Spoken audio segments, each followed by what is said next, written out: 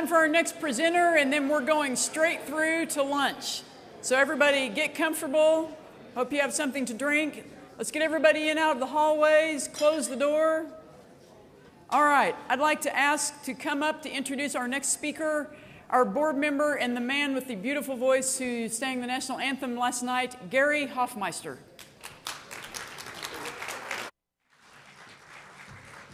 All I'm going to do first is to introduce a short film.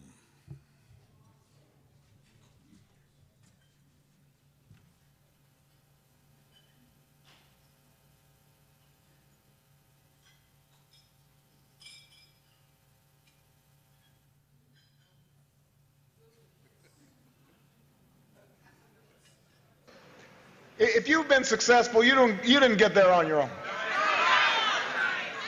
You didn't get there on your own. I'm always struck by people who think, well, it must be because I was just so smart. There are a lot of smart people out there. It must be because I worked harder than everybody else. Let me tell you something. There are a whole bunch of hard-working people out there.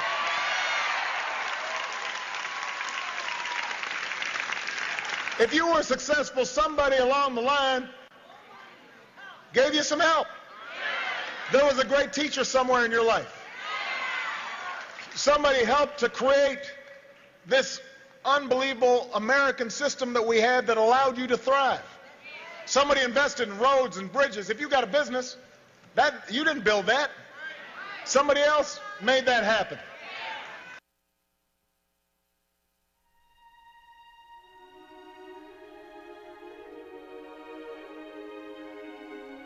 We have every right to dream heroic dreams. Those who say that we're in a time when there are no heroes, they just don't know where to look. You can see heroes every day going in and out of factory gates. Others, a handful in number, produce enough food to feed all of us and then the world beyond. You meet heroes across a counter, and they're on both sides of that counter. There are entrepreneurs with faith in themselves and faith in an idea who create new jobs, new wealth, and opportunity. They're individuals and families who take taxes, support the government, and whose voluntary gifts support church, charity, culture, art, and education. Their patriotism is quiet but deep. Their values sustain our national life.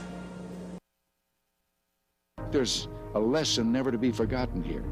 It's people, not government, who create wealth, provide growth, and ensure prosperity. The history of our economic difficulties stem directly from our failure to remember that government consumes wealth. It doesn't create it. American working men and women have much of which to be proud. It was the hard work and skill of working people that turned a vast American wilderness into the world's most powerful economy. Leaders all over the world have asked how we achieve this growth and prosperity. Well, my answer is simple. Less government, more freedom. Our working people are still the most productive on the planet. I've always believed that given the tools and equipment they need, and on a level playing field, American workers can outcompete and beat the pants off anybody, anywhere. In these last few years, we've reignited our citizens' faith in themselves and their country and put our economy back on track. The gains we've made did not happen by accident, and they should not be taken for granted. You know, some people say it's America's natural resources that make our country so great. But the greatest resource of all is our working men and women. Their skill, hard work, guts, and determination. God gave us this great and good land, but it's up to us to make it flourish, to preserve its freedom and to see it grow in greatness.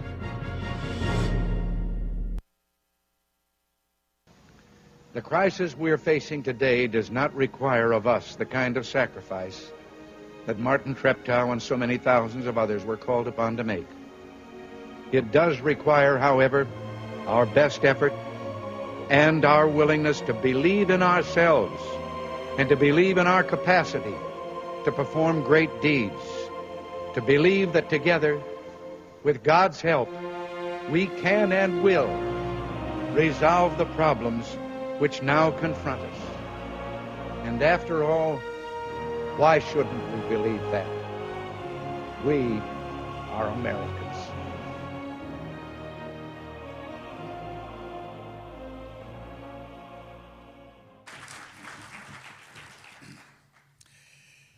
Prepare to be challenged. In the interest of complete disclosure, I have to tell you that Dana Rohrabacher is my son-in-law. That transpired a few years ago. We had been good friends and done a lot of traveling together, mostly on congressional trips. And then he decided to get married over in southern France, and I went to the wedding. And when I saw the good-looking girl he was marrying, I said, oh, I wonder what her mother looks like. And so 2 years later, I married her mother, and that's how my friend, true story.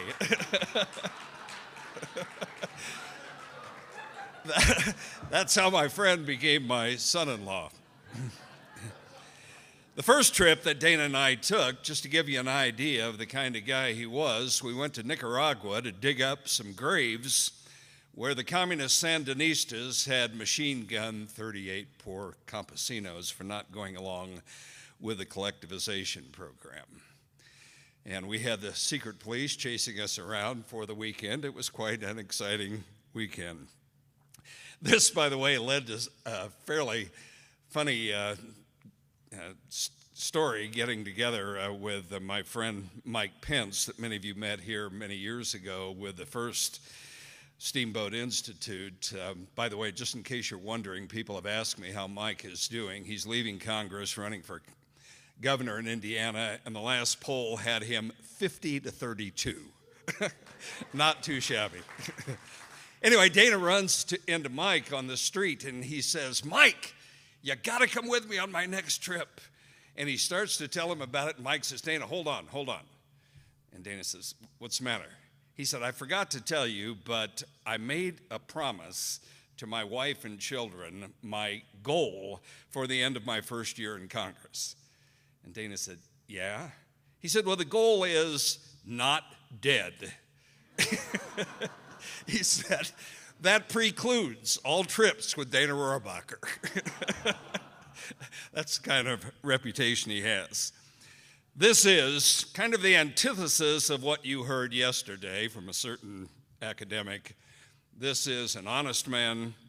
This is a loyal man. This is a great patriot. And a man that goes back, boy, in the spirit of the Steamboat Institute, to the Founding Fathers, the Constitution.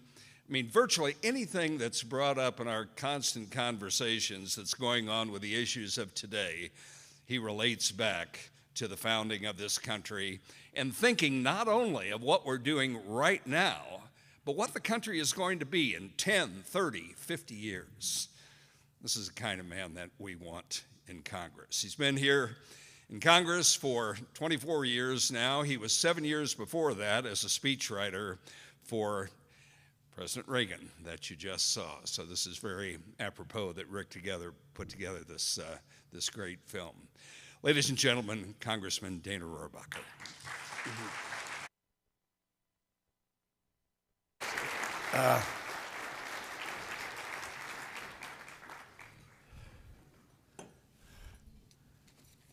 Yes, I'm the only one here who can call Gary Dada.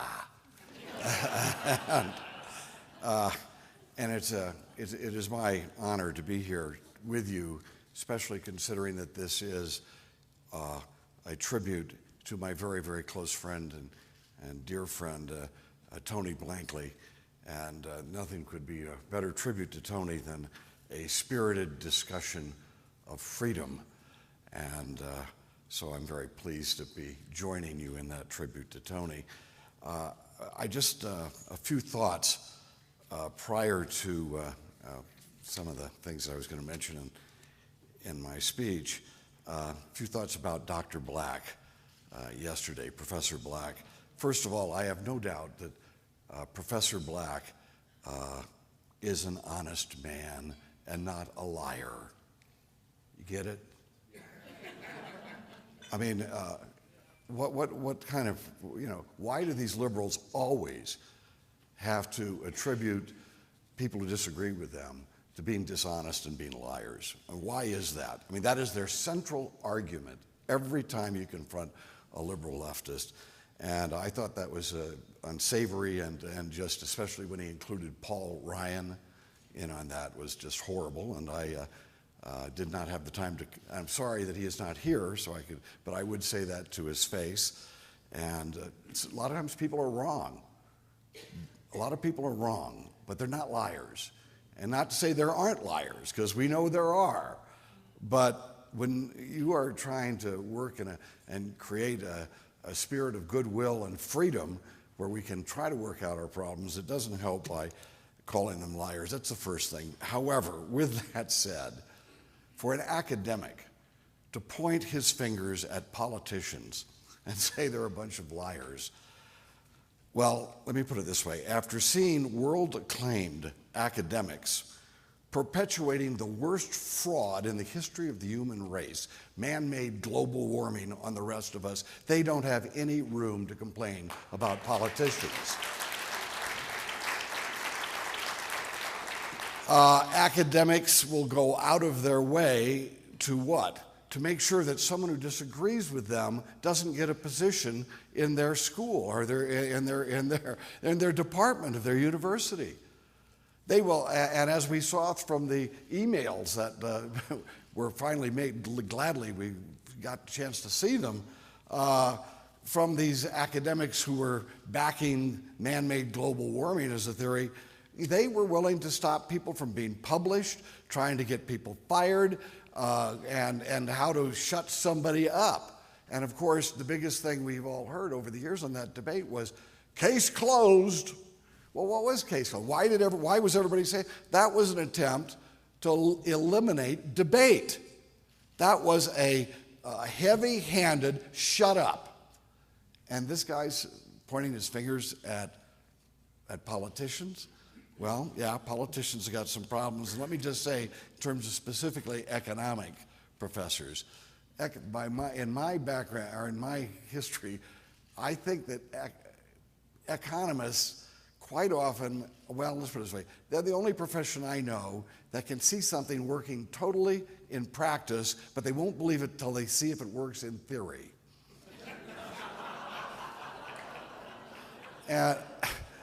And of course, we know about these things about academics because we had a Secretary of State under Richard Nixon that taught us all of the graciousness and openness, mindedness of what academics are all about. And I'm sure you remember who I'm talking about. So with that said, let me go on to some of the remarks that I had in mind for you today. And, about Secretary of State, let me just note that I really thought the John Bolton speech last night was terrific, and it was right on target. And I disagree with him on a couple thoughts, but let me note his focus on making sure that America maintains its sovereignty and that we prevent this globalism from stealing away our freedom and our ability to control our own destinies. That has got to be one of our major thrusts of anyone who loves freedom. And we've seen how the United Nations works, and to give more authority to the United Nations, half of the members of the UN, half of their countries are governed by lunatics and gangsters. And that's the last group of people that we want to have a veto power over our children's future. And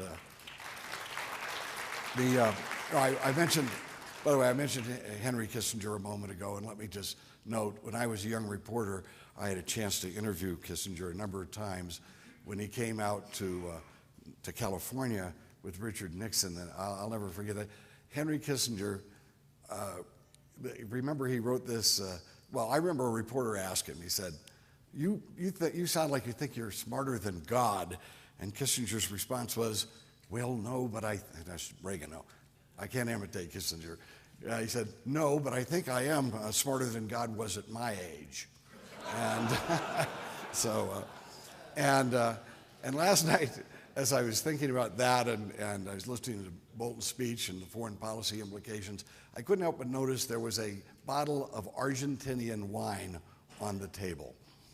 Now, coming from California, let me just say that we in California are wine snobs, and we know that other countries especially Argentina, doesn't necessarily make as good a wine as California.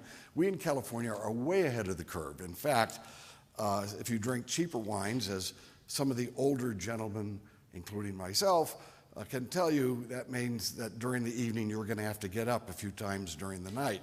Well, we in California are developing a wine to counteract that. We're calling it Pinot Noir.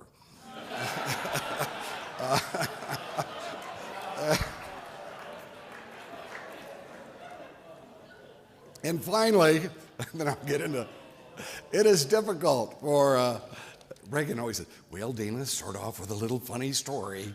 And there is a story, you know, and having been a speechwriter for Reagan, it puts me at a great disadvantage because people expect me to be able to speak like Ronald Reagan, which I obviously cannot.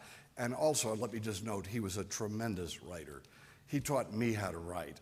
He was, we always said if he was not the president, he was good enough to be the president's speechwriter. And, but he did tell us to start out with a story. And while I don't speak like Ronald Reagan, I do have a story about the people with the command of the language, and that's lexicographers. You know what a lexicographer is? That's a man who specializes in dictionaries. And the world's most renowned, and America's most renowned lexicographer was Noah Webster. And one day, Noah Webster's wife unexpectedly burst into his office, and there was Noah, and there was a blonde lady sitting in his lap. And Noah Webster's wife shouted, "Noah, I'm surprised." To which Noah replied, "No, my dear, we are surprised. You are astonished." So,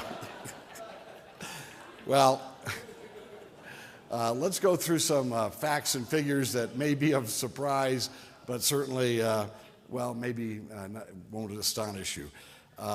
Let me note that we are confronted today with what I believe is the greatest challenge to our freedom that our country has faced perhaps one or two times in our country's history. And unless we do our job, and especially in these next few months, to see that we no longer have a Marxist president 6 months from now, we will lose it. And there, this discussion yesterday with Professor Black, we need to do more than just discuss the budget. I know that people on the left like to think that everything centers around government and the budget. Well, at least we Republicans have been courteous enough to the American people to provide a budget for them to see what our, what we believe should be done, which is you can't say that for the Democrats. But the challenge that we are confronting is going to take more than just a focus on the budget and coming to budget agreements. We are going to need to restructure our government, and yes, restructure the way our economy and the way people interact with this behemoth government that's emerged in our country. So it's not just sitting down with budget figures, but to make sure that we do things differently in the United States, because we now have, over $5 trillion more in debt than we had 3 years ago, or 3.5 years ago. $5 trillion. What's the interest rate on $5 trillion? What is it? Our children, we have just committed, or we have permitted to our government to commit one of the gravest sins against the young people of this country that has ever been committed before in the history of our country. $5 trillion in debt. We are not confronted by monstrous threat of communism or Japanese militarism or Nazism, where in the past we had to have a debt in order to counteract some massive evil force that was contrary to everything we believed in as Americans and threatened the world. No, we've had $5 trillion in debt, more added to our children's future. And the young people, I don't think they understand that as we're paying the interest to that, that's coming out of the same pool of wealth that's supposedly going to pay for good jobs for them, or supposedly going to pay for their health care and their education and all the other needs that they have for their homes. So we are now, in a situation where we've got to act and dramatically act, all of us, or that $5 trillion will bring us down, and our currency will collapse.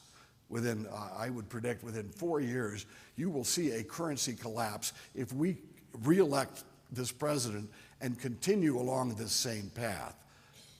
And what does a currency collapse mean? That means an entire collapse of our economic system. That's just how threatened we are. Now, so what do we do? What do we do to thwart that and to make sure that doesn't happen? First of all, as I say, it's not just a budget matter. We've got to produce more wealth in this country. Bringing down the deficit doesn't just mean cutting the budget and keeping taxes under control. We've got to produce more wealth. We've got to find ways of doing things better, more efficiently, utilizing our natural resources, making farmers more productive, making sure that people who are doing business are more efficient at that. All of these things create more wealth. And in all of these things, of course, we've got an administration now which is the enemy of producing more wealth because their focus is on distribution of wealth. Well, that distribution of wealth ain't going to do it if you've got $5 trillion more in debt. That doesn't work then. It doesn't have any impact, any positive impact. So what are the things that I would suggest in terms of, of what we can do to make sure we put our country back on a track where we can be in prosperity 4 and 5 years down the road, rather than seeing a currency collapse and the collapse of the future for our children. One of the things the professor noted yesterday was what? Well, if we cut off these subsidies and things like the Republicans want, people are going to die. The children are going to die. Remember that? Holy cow. I mean, give me a break. The first thing I want to talk about, New Zealand. He was comparing, Professor Black was comparing us to Europe and all. Do you remember how many people have studied what happened in New Zealand 15, 20 years ago? Raise your hand if you have. If you haven't, please look up what happened in New Zealand. New Zealand in the 70s and the 80s went so far overboard to the left that their economy was collapsing. And they knew it was either going to be, they're going to either have to create a Eastern European style, heavy-handed socialism, government owns everything, everybody takes orders, or they were going to have to go the opposite route. And even the Labour government in New Zealand figured it out. And the type of change that they put in place that saved their country and turned it around is what we should be looking at, not what our European friends are doing and not, all of that mishmash talk that we heard yesterday. And what happened in New Zealand? Gary actually went with me on my trip to New Zealand years ago when I went to see exactly what had worked. Now, and what they did is they ended all subsidies. They ended all subsidies. They sold all the operations that the government was conducting, and they sold it and made it into a private sector operations. For example, if the professor was right, all the sheep would be dead in New Zealand because they cut all the subsidies and massive subsidies to the sheep industry, to lamb. Have you gone to the market lately? I mean, lamb from New Zealand is all over the world now, and they're making money at it. But I visited a sheep farm. Gary, were you with me when we did that? Okay. And these guys were there, and they had the huge sheep. And they said, well, we were really afraid. All of us were used to these subsidies, and we thought that we'd have to close down and there wouldn't be any more sheep if they did that, right until the moment that they did that. And then we realized, well, we're not going to give up and just walk away. We're going to try to make a go of this. And we now have a very profitable sheep farm.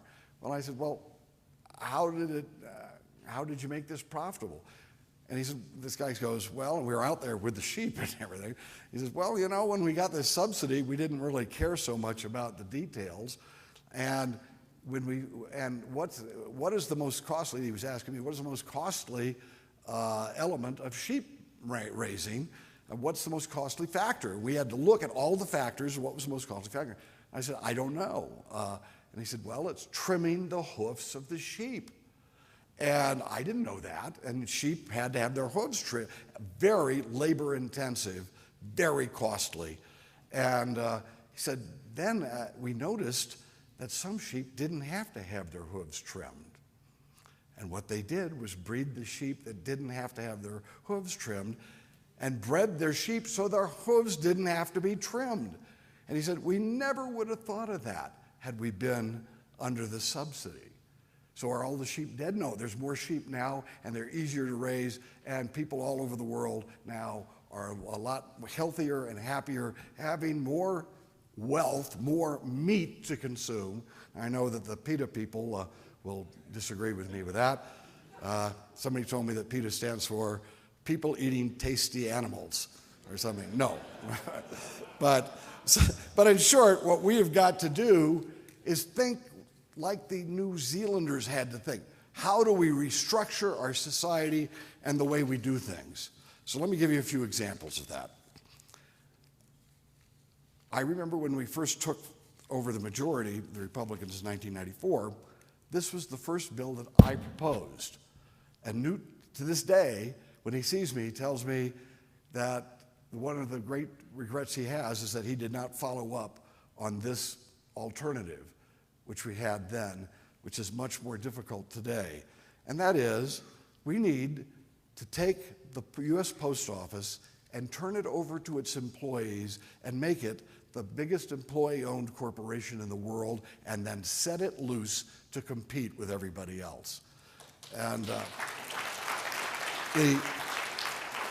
I happen to believe that we should be expanding employee ownership. I'm an ESOP guy, et cetera. But with the U.S. Post Office, that strategy is what will work, because otherwise the politics of it won't work. But remember, there used to be private sector companies that delivered mail. Lysander Spooner did that back in the 1800s. Then they drove him out of business. But more importantly, right now, you've got United Parcel Service and Federal Express and all kinds of services that deliver things and make a profit, while our own post office is floundering and leaves us under the gun for billions of dollars. So that's number one. Let's eliminate the post office as being a federal entity during a government entity. Our founding fathers thought it was important because that's the way technology was at that time. You needed to keep people together. You needed to have that postal service. That need went out of business a long time ago. Now, you've heard also that, and conservatives tend to really believe in the space program. And I believe in the space program. My father was a Marine lieutenant colonel, and he actually set up the flight with John Glenn to go across the country, the fastest speed they ever did across the country. And unfortunately, my dad's plane, something happened to it, and he couldn't take off, and so it was John Glenn that went across. My dad was almost an astronaut. So, I mean, but I was raised around airplanes and technology, and I do believe America should be the leading power in space. With that said, that does not mean that NASA, which is a huge organization of government employees, should dominate America's space effort. And some of the conservatives, including my good friend John Bolton last night, I'm going to talk to him privately and clue him in on what's going on. The one thing that I would say about this administration is its space policy is not bad. And I'm on the Science Committee, and I'm a senior member of that committee. In fact, what I've tried to do, I'm the author of the Commercial Space Act of 2004. And what that did is lay the legal foundation. Of course, I almost didn't get it passed because it had informed consent. And you know, lawyers will never agree to informed consent, that if people are dealing with, if people are going to be involved with commercial space and they're going to go up in a spacecraft, they have the right to sign off their liability. Well, lawyers can't accept that. The Democratic Party is controlled by lawyers, et cetera. I didn't think I was going to get that passed. We got it passed, the last bill, the last day, back in 2004. That has laid the foundation of an entirely new industry. The commercial space industry is becoming so viable now that how many of you noticed that the last time we resupplied the space station, it was with a private company? SpaceX, raise your hand if you noticed that. Well, a lot of people didn't notice it, but let me give you some statistics on it. Had NASA done it the way they've been doing it before, it would have cost the taxpayer twice as much as what SpaceX was charging. And SpaceX made a little profit on it too. And SpaceX pays taxes. None of that would have been true under NASA. If you put that into the equation, what kind of burden does that put on all of us? Well, I happen to believe that we need to continue to be the country that leads the way in exploring in space. What we should basically have is government should not be providing transportation any longer, whether it's space or anywhere else. The private sector can do this. We have now reached a level in our space transportation systems, just like we did in jet and other aviation technology, where you can have private companies actually providing air transportation rather than having a government do it. By the way, what would happen if United Airlines was a government airlines and that's all there was the choice, is just United? And then, of course, every time a plane was flown across the country, well, they would just throw it away. And then they have to build a whole new airplane because they've actually done the mission of the airplane. Where private sector people say, well, no, we need a piece of technology that you can reuse. Surprise, surprise. That's what's going on in commercial space. And we are dramatically bringing down the cost. Private companies are. Thank God for Burt Rutan, who is actually leading the way on this. So the government doesn't have to do something like is as ingrained in us that NASA has to do these things. Government has to do it. No. We can do these things. We can utilize space, put it to use for the benefit of humankind without having the federal government being the lead player in that. And that gets back to public transportation. I'm sorry, we have to get away from the fact that the government is here to subsidize everybody's transportation. I mean, Eisenhower had a good idea, and it was a great idea. He set up a road system which is going to be paid for by the people who use it through the gas tax. And then, of course, what we've done is compromise the integrity of that whole strategy by then having that gas tax subsidize everybody else, whether they're on the roads or not. And we've got to put ourselves, and we've got to basically say, if something doesn't make sense economically, just like with the sheep folks, that they should not necessarily be in business. Well, these guys, people who live in big cities, they go, how would we possibly have big bus companies, and they're all subsidized? Well, let me note, some cities don't have totally subsidized buses, and some cities don't need, I see these buses go by all the time in Southern California, 1 or 2 people on the bus. But yet we are subsidizing that. Are there other alternatives? I will tell you, if we took the New Zealand approach, we would find other alternatives. For example, we might want to license people in vans to run up and run jitney services all over our major cities, and that would all then charge, hey, for $1, I'll take you 4 blocks down. And that happens in a lot of other major cities, and especially in Asia. There's no reason we couldn't do that here. But that's the type of alternative that would emerge if we took the New Zealand approach to saving our country. How about education? I was reading the Constitution. I literally picked it up. I couldn't find the word education in the Constitution. Was I mistaken? Is it in there somewhere? No, it's not. Our founding fathers were very right that education should be kept at the state and local level, and that's that. And the further away we get from that, and the further down the quality of our education system gets, we're going to have to come to a realization. This is going to be tough because we've got people hooked on federal dollars. Well, let me tell you what happens. I see every group of young people from my district who come to visit Washington. Every one. Even if it's just 2 of them, even 1 of them, I'll make time for them. usually in groups of about 15 or 20. And they're asking me about things, and then I ask them. Well, first of all, because they're all, of course, concerned about education, their teachers have made sure they ask about that. And but they don't know that the federal government isn't the chief person that finances education.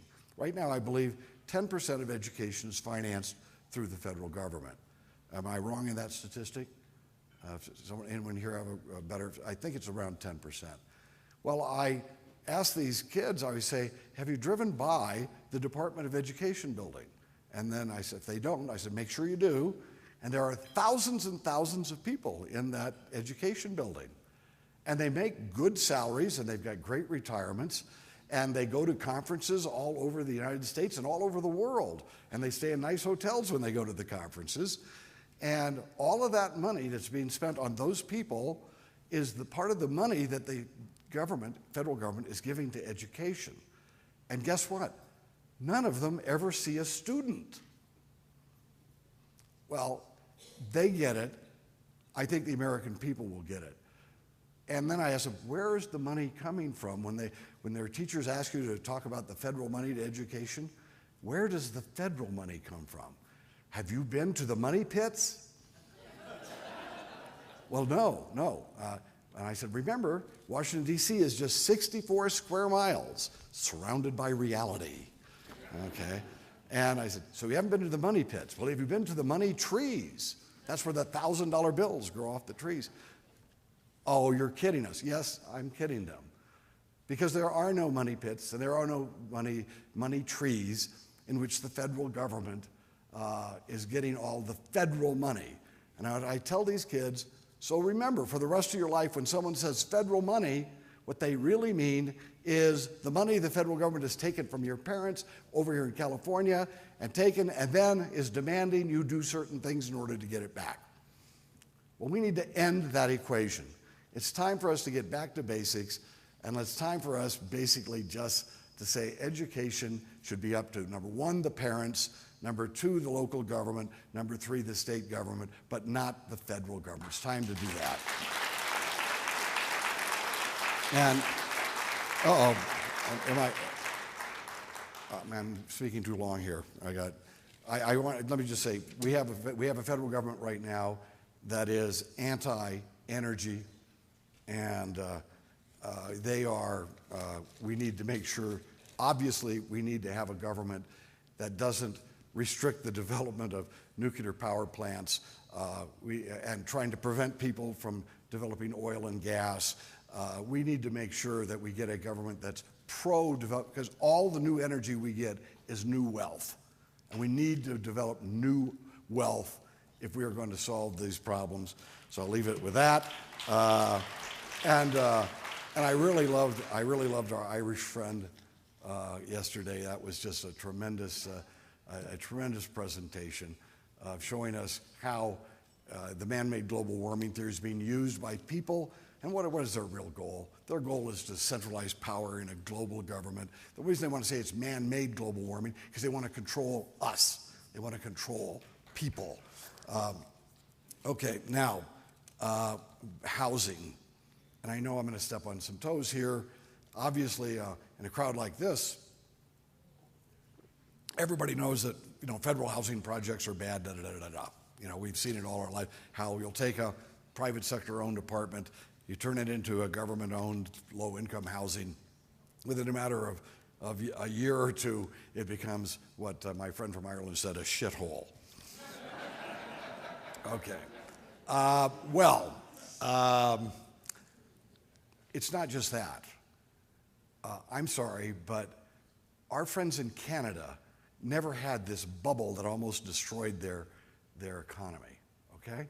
They never had it because the government is not deeply involved in everybody's housing transactions. We need to get rid of all of that excessive involvement in housing by the federal government, and that means no more Freddie Mac, no more Fannie Mae. Let the market decide, and yes, the Canadians do not have as nice a housing as we've got. But you know what? their housing component of their economy didn't almost destroy their economy either. And this isn't the first time.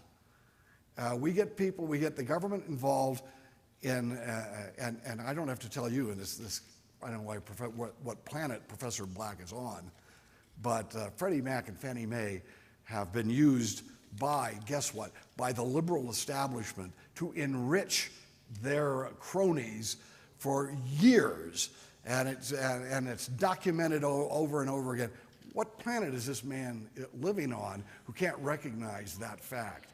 Well, it's planet academe, of course. There you go. Well, how are we going to solve that? Again, this is really tough. We've got to get back to the basics, restructure our system so that housing is no longer something that teeters one way or the other on what decisions are made in Washington, but instead, what decisions are made by people who want to live in this house or that house. It's as simple as that. Now, the last one is going to be the most controversial one that I bring up to you, because a significant number of you are going to strongly disagree with some of the points I'm about to make. I'll start with some of the ones that I think that we agree on. And this is when we're talking about national security as something that we've got to confront if we're going to bring down that level of deficit spending. It is very difficult for conservative Republicans to say no to someone wearing a uniform. But if we do not assert that authority, we ain't going to correct the problem. That is a big component of why we are in an economic mess. First of all, we do not have to rely simply on a large standing Army, Navy, Air Force for our nation's security. Our founding fathers understood that. Our founding fathers did not believe in large standing armies, nor did they believe in the draft. What we have is in the Constitution. Here's little hints. Do we all know what a bill of attainder is? Okay, our founding fathers decided that they were going to basically give license to privateers. Or, better put, they were going to hire mercenaries to go out and do some of the fighting, if not all the fighting, that needed to be done. Now, early in our country's history, as the British were no longer protecting our ships in the Mediterranean, because we were no longer under British control and protection, the Barbary pirates began attacking U.S. naval ships. Our reaction was, what our reaction would be, many reactions, we built 5 of the strongest ships and biggest technological up-to-date vessels in the world to go and deal with the Barbary pirates. And then we sent them off to Tripoli to bombard Tripoli until the bad guy who was running Tripoli, the bad sultan, gave in and agreed not to attack our ships. And what happened? The Philadelphia was one of the 5 ships. This would be the equivalent of our greatest aircraft carrier coming off the line today, brand new. And it sailed into Tripoli harbor, and immediately it landed on a sandbar and was totally disabled and captured by the enemy. Anybody read this? You should read our history about this. And all of a sudden, 300 American sailors were being held hostage by what would be considered radical Islamic enemy, okay? And there was a guy in the State Department named William Eaton. Please raise your hand if you've ever heard of William Eaton. Let me recommend that you study William Eaton, because it tells a lot about what succeeds in our national defense. William Eaton, first of all, during the Revolutionary War, because he had some command of languages and he lived on the frontier, he realized the British were enlisting Indian tribes to fight us and to murder the Continentals who were trying to become independent. How are we going to confront that? If George Washington would have sent colonial troops to confront the Indian attacks, the British would have won and along the coast. Well, William Eaton came forward with a plan, and he implemented it, of what? Finding all of the Indian tribes who were allied with the British, finding the other Indian tribes that hated those Indian tribes, and to support those Indian tribes in attacking the British allies. And that's what he did. And it was highly successful. If it wouldn't have been, it would have been, our American Revolution would have been a lot more difficult if we'd have succeeded at all. He gets very little credit for that, but what an incredible gift that he gave then. Well, he was working in the State Department. There's about 10 of them at that time. And he went to Thomas Jefferson when he read about this thing with the Philadelphia and the crew. That was the biggest trauma. They held these guys for 2 years. And we only had about 4 million people in the population. You can imagine what a trauma that was for early America. Well, William Eaton went to Jefferson and said, look, this guy, the Sultan, is really a horrible, bad guy. He deposed his brother 10 years ago, who's the legitimate governor of Tripoli. And all the people love this, the younger brother, but the big guy is a gangster, and I can go to that area where his brother is exiled in the desert. We will recruit his brother and attack Tripoli from the desert side. Sounds like Lawrence of Arabia, right? It was. It was Lawrence of Arabia years before Lawrence of Arabia. So Jefferson said, that's a very good idea. And he went to Congress, and the Congress said, you're out of your mind. You're the ones who sent those ships into Tripoli in the first place. We say you cannot do this. He did it anyway.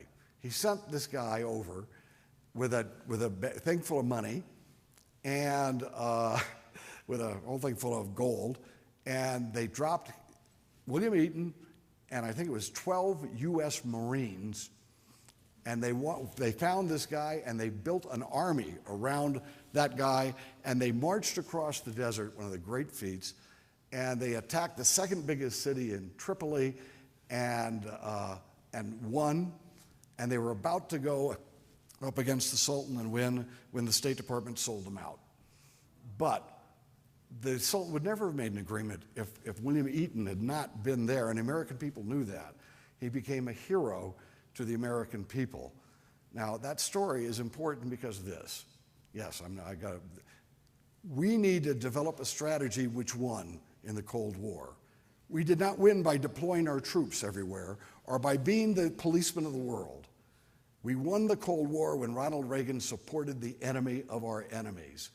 It's cheaper, it's very cheap, as compared to sending our troops and keeping them in Afghanistan and elsewhere.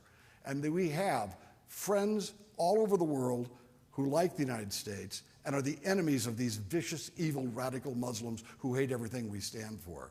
Let us side with the enemies of our enemies rather than spending so much money building up a standing army in order to occupy the world. We'll go broke if we do that. Thank you very much for letting me speak to you today.